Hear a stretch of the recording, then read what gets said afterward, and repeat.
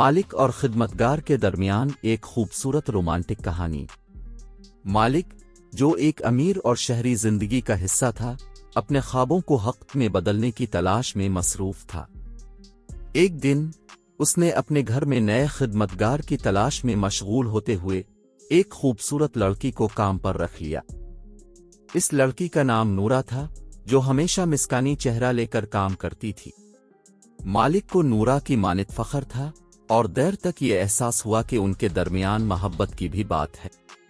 مالک اور نورا کی دلچسپ دوستی میں وقت گزرنے لگا۔ مالک نے نورا کو اپنی زندگی کی خوابوں اور خواہشات کے بارے میں بتایا، جبکہ نورا نے اپنے آسمانی خوابات اور واقعات شیئر کیے۔ دن با دن مالک اور نورا کے درمیان محبت کا رشتہ مضبوط ہوتا گیا۔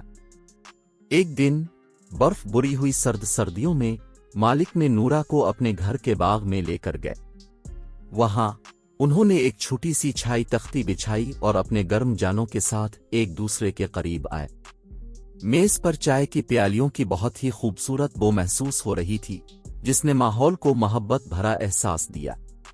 مالک نے نورا کا ہاتھ تھاما اور کہا، تم میری زندگی کی روشنی ہو اور میں چاہتا ہوں کہ تم ہمیشہ میرے ساتھ ہو۔ نورا نے خوشی سے ہنس کر کہا، اب میرے دل کی باتوں میں ہیں۔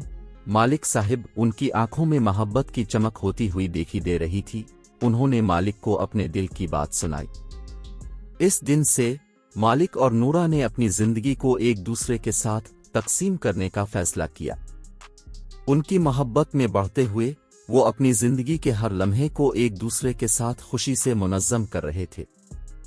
اس خوبصورت رومانٹک کہانی میں مالک اور نورا نے دکھ، خوف اور خوابات کا سفر مل کر زندگی کو خصوصی بنا دیا۔